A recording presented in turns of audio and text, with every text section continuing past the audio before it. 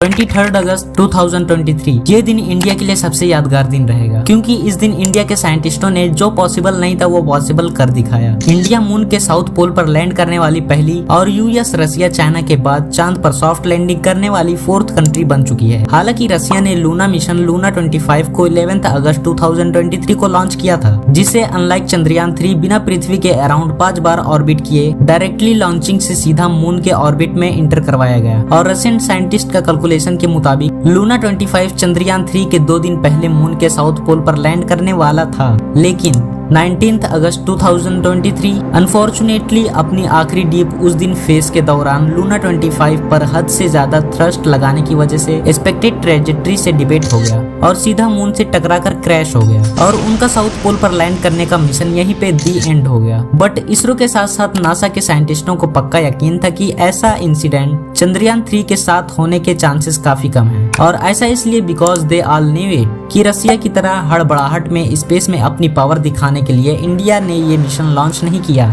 बल्कि चंद्रयान 2 के फेलियर के पीछे जिन जिन वजहों का हाथ था उन सभी गलतियों को समझकर और उसे ठीक करके चंद्रयान 3 को लॉन्च किया गया काल्म एंड कंपोज मैनर में। सिंपल भाषा में कहें तो इसरो ने इस बार फुल प्लानिंग की थी, जिससे सक्सेस के चांसेस मिशन में बिल्कुल हाई थे। एंड फुल प्रूफ प्लानिंग का सबसे इम्पोर्टेंट स्टेप था टेस्टिंग, जहां मिशन के सभी इंस्ट्रूमेंट को उनकी वर्किंग कंडीशन के हिसाब से अलग अलग लेवल पर टेस्ट किया गया था। और इसमें सबसे पहले इसरो के साइंटिस्टों ने विक्रम लैंडर में फिट किए गए सभी सेंसर्स और नेविगेशन सिस्टम सेपरेटली टेस्ट किए गए थे, जिसे कोल्ड टेस्टिंग भी कहते हैं। इस टेस्ट का मेजर मोटिव था उनकी टेम्परेचर कैपेसिटी को चेक करना, यानी कि ठंडे तापमान में काम कर रहे हैं या नहीं, क्योंकि हम जानते हैं चांद पर कोई भी एटमॉस्फेयर ना होने की वजह से और साथ में मून के साउथ पोल पर सूरज की किरणें न पड़ने की वजह से वहाँ का औसत तापमान -13 डिग्री सेल्सियस रहता है, और इसलिए इतना कोल्ड टेम्परेचर होने पर सेंसर की हाईएस्ट वर्किंग एफिशिएंसी इंश्योर करने के लिए इससे भी 5 डिग्री कम यानी कि -18 डिग्री सेल्सियस में उन्होंने टेस्ट किया था। और इन्हीं सब टेस्टिंग के सक्सेसफुल रिजल्ट्स को देखते हुए इसरो के साइंटिस्टों को फुल बिलीफ था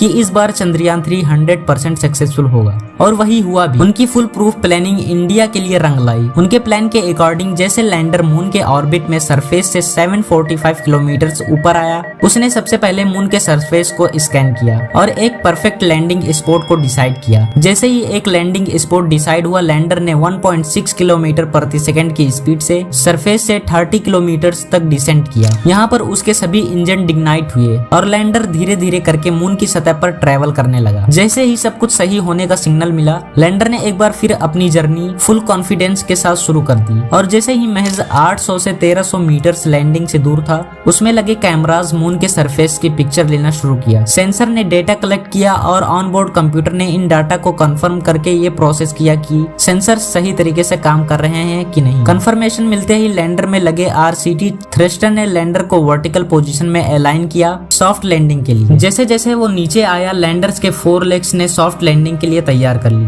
और जैसे ही लैंडर मून से 150 मीटर्स ऊपर पहुंचा और उसने फिर से एक बार लैंडिंग स्पॉट की अच्छे से रिसर्च किया। जैसे ही उसको सब कुछ नॉर्मल लगा, ऑन बोर्ड कंप्यूटर ने फाइनल डिसेंट का सिग्नल भेजा और अगले 73 सेकेंड्स में ही लैंडर मून सरफेस पर लैंड हो गया। और लैंडिंग के कुछ 4 घंटों के बाद लैंडर से एक रैंप के जरिए प्रज्ञान रोवर डिसेंट हुआ, जिसकी पहली इमेज पृथ्वी पर आ भी चुकी है। ये है वो इमेज जो बहुत ही अमेजिंग है। और उसके बाद रिसीव ट्रांसमाइट एंटीना की हेल्प से लैंडर के साथ कम्युनिकेशन एस्टेब्लिश किया और फिर लैंडर रोवर की इंफॉर्मेशन पृथ्वी तक पहुंचा सके। अब ये एंटीना किसी नॉर्मल टीवी डिश की तरह सिग्नल सेंड और रिसीव कर सकता है, और हमें उम्मीद है कुछ ना कुछ एक बार फिर से खोज निकालेगा चंद्रयान 3। एंड ये बहुत ही प्राउड की बात है सभी इंडियंस के लिए, और हम सभी देशवासियों की तरफ से चंद्रयान 3 को लैंड करने की मुबारकबाद देते हैं। Keep grow India. इसी के साथ वीडियो यहीं पर खत्म करते हैं। अगर वीडियो पसंद आई हो तो वीडियो को लाइक एंड चैनल को सब्सक्राइब कर ले ऐसे ही नॉलेजेबल वीडियोस के लिए। जय हिंद।